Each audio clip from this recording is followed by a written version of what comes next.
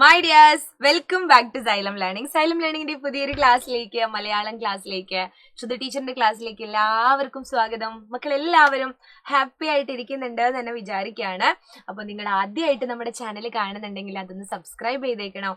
പിന്നെ പറയാനുള്ളത്, WhatsApp community ഗ്രൂപ്പിൽ ഇതുവരെ ജോയിൻ ചെയ്യാത്തവരുണ്ടെങ്കിൽ ജോയിൻ ചെയ്യണം കേട്ടോ. കാരണം നമുക്ക് എക്സാം ഒക്കെ ആവുന്ന സമയത്ത് പ്രത്യേകിച്ച് മാരത്തോൺ ക്ലാസ്സുകളും ലൈവുകളെ മിനി മാരത്തോൺ റിവിഷൻ ക്ലാസ്സുകളൊക്കെ കണ്ടിന്യൂസ് ആയിട്ട് ഇങ്ങനെ കിട്ടുന്നതാണ്.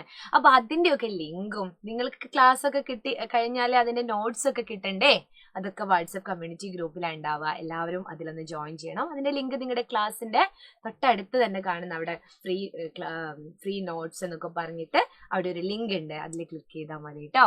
ഓക്കെ, അപ്പോ താഴെ കാണുന്ന ആ ഒരു നമ്പറിൽ വിളിച്ചിട്ട് നിങ്ങളുടെ ക്ലാസ്സുകളുടെ, അതായത് ക്ലാസ്സിന്റെ അഡ്മിഷൻ ഒക്കെ എടുത്ത് ബുക്ക് ചെയ്യാനൊക്കെ നിങ്ങൾ ചെയ്യേണ്ടതായിട്ടുണ്ടേ.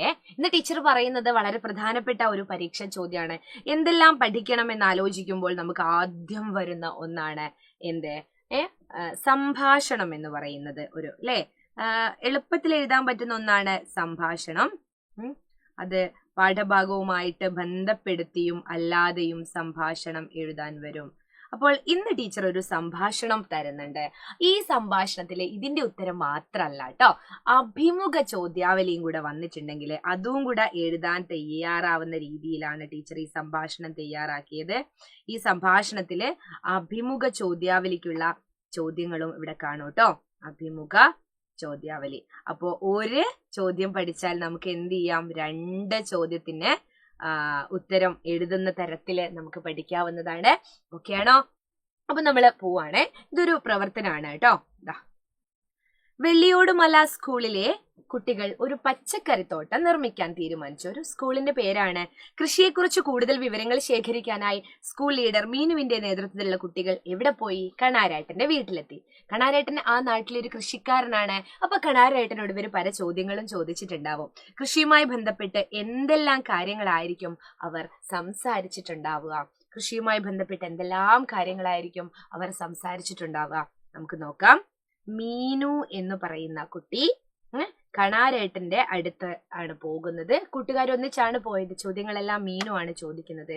അപ്പോൾ മീനു കണാരേട്ടൻ, മീനു കണാരേട്ടൻ. സംഭാഷണം എന്ന് പറഞ്ഞാൽ എന്താ? 2-ലധികം ആളുകൾ ചേർന്നിട്ടുള്ള സംസാരമാണ് സംഭാഷണം എന്ന് പറയുന്നത്. അപ്പോൾ ഇവിടെ ആരൊക്കെയാ സംഭാഷണത്തിലുള്ളത്? മീനുവും കണാരേട്ടനുമാണേ. നിങ്ങൾക്ക് എല്ലാവർക്കും അറിയാം.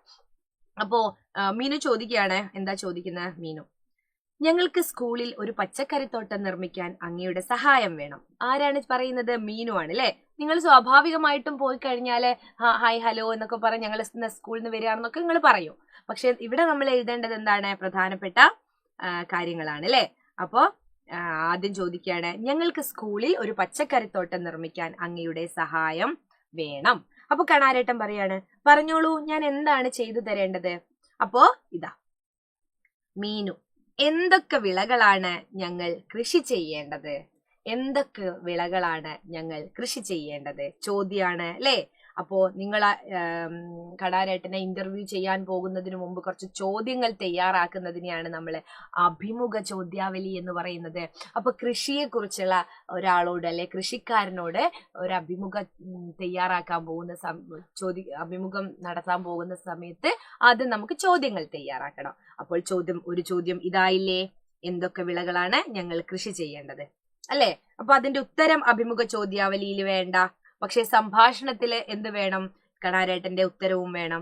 സ്കൂൾ തോട്ടത്തിൽ ഏറ്റവും നല്ലത് ചീരയും പയറും വെള്ളരിയും മത്തനും ഒക്കെയാണ്. സ്കൂളാണല്ലോ, അപ്പൊ ചീരയും മത്തനും പയറും ഒക്കെ നിങ്ങൾ കൃഷി ചെയ്യണം എന്ന് കണാരേട്ടൻ പറയാണ്. മീനു, ഇതിനുള്ള വിത്തുകൾ ഞങ്ങൾക്ക് എവിടെ നിന്ന് ലഭിക്കും? ചോദിക്കുകയാണേ, ഇതിനുള്ള വിത്തുകൾ ഞങ്ങൾക്ക് എവിടെ നിന്നാണ് ലഭിക്കുക? അപ്പൊ കണാരേട്ടൻ, അത് കൃഷിഭവനിൽ നിന്നും ലഭിക്കും. അത് കൃഷിഭവനിൽ നിന്നും ലഭിക്കും. അപ്പൊ മീനു ചോദിക്കുകയാണ്, നന്നായി വളരാൻ നന്നായി വളം ചെയ്യേണ്ടേ? നന്നായി വളരാൻ നന്നായി വളം ചെയ്യേണ്ടേ? അപ്പോൾ അതിനുള്ള ഉത്തരം കണാരേട്ടൻ പറയണം, എങ്കിലേ സംഭാഷണം ആവുള്ളൂ. അത് ചാണകപ്പൊടിയും ലഭ്യമായ മറ്റു ജൈവവളങ്ങളും മതിയാകും. അതിനായിട്ട് ചാണകപ്പൊടിയും മറ്റ് ജൈവവളങ്ങൾ, അതായത് ഭൂമിക്ക് ദോഷമൊന്നും ചെയ്യാത്ത വളങ്ങളാണ് അല്ലെ, രാസവളങ്ങളൊന്നും ഉപയോഗിക്കേണ്ട ജൈവവളങ്ങൾ ഉപയോഗിച്ചോളൂ എന്ന് കണാരേട്ടൻ പറയാണ്. ഇനി ഇത് തന്നെ നിങ്ങൾ എഴുതണമെന്നില്ല, നിങ്ങൾക്ക് എഴുതാം അല്ലെ? ചാണകപ്പൊടിയും പിന്നെ എന്താണ് നിങ്ങൾക്ക് വളത്തിന്റെ പേരറിയെങ്കിൽ ഇപ്പൊ എന്നെക്കാട്ടും അറിവുള്ളവരാണ് കൃഷിയുടെ കാര്യത്തിൽ എന്റെ മക്കൾ മുന്നിലിരിക്കുന്നവര്. അപ്പൊ എന്തൊക്കെ വളങ്ങളാണ് നിങ്ങളുടെ വീട്ടിലൊക്കെ സാധാരണ ഉപയോഗിക്കാറ്, അതിന്റെ പേരൊക്കെ വേണമെങ്കിൽ പറയാം. പിന്നെ അപ്പൊ ഇത്രയും ചോദ്യങ്ങൾ. അപ്പോ ഒരു എ ഗ്രേഡ് മാർക്കിന്റെ ചോദ്യം എന്ന് പറയുമ്പോ ഒന്നുകിൽ 4 മാർക്കിന്റെ ചോദ്യമായിരിക്കും, അല്ലെങ്കിൽ 5 മാർക്കിന്റെ ചോദ്യമായിരിക്കും. അപ്പൊ 5 മാർക്കിന് ഇത്രയും എഴുതി കഴിഞ്ഞാൽ നിങ്ങൾക്ക് 5 മാർക്ക് എളുപ്പം കിട്ടും. ഇനി അഭിമുഖ ചോദ്യാവലി, സംഭാഷണം പഠിച്ചേ, അഭിമുഖ ചോദ്യാവലി എങ്ങനെയായിരിക്കും എന്ന് ചോദിച്ചാല് ഈ ചോദ്യങ്ങൾ മാത്രമാണ് നമുക്ക് അഭിമുഖ ചോദ്യാവലിയിൽ വേണ്ടത്. ചോദ്യങ്ങൾ മാത്രം, അതായത് മീനു ചോദിക്കുന്ന ചോദ്യങ്ങൾ, അതാണ് അഭിമുഖ ചോദ്യാവലി എന്ന് പറയുന്നത്. അപ്പോ ഇതാ ഞങ്ങൾക്ക് ഈ ചോദ്യമല്ല കേട്ടോ, ഇതാ ഇവിടുന്ന് തൊട്ട് എന്തൊക്കെ വിളകളാണ് ഞങ്ങൾ കൃഷി ചെയ്യേണ്ടത്, അല്ലെങ്കിൽ ഞങ്ങൾ എന്നതിന് പകരം മീന് ചോദിക്കേണ്ടത് അങ്ങ് എന്തൊക്കെ വിളകളാണ് കൃഷി ചെയ്യുന്നത്. പിന്നെ ചോദിക്കാണ് ഇതിനായിട്ട് എന്ത് ജൈവവളങ്ങളാണോ എന്ത് തരം വളമാണ് ഉപയോഗിക്കാറ്, എന്നു മുതലാണ് കൃഷിയിലേക്ക് വരാൻ താല്പര്യം തോന്നി തുടങ്ങിയത്, ആരാണ് അങ്ങയെ ഈ ഒരു കൃഷി രംഗത്തേക്ക് എത്തിച്ചത്, എന്തൊക്കെ തരത്തിലുള്ള പുരസ്കാരങ്ങളാണ് കൃഷി രംഗത്ത് താങ്കൾക്ക് ലഭിച്ചത് എന്നൊക്കെ ചോദിക്കാം.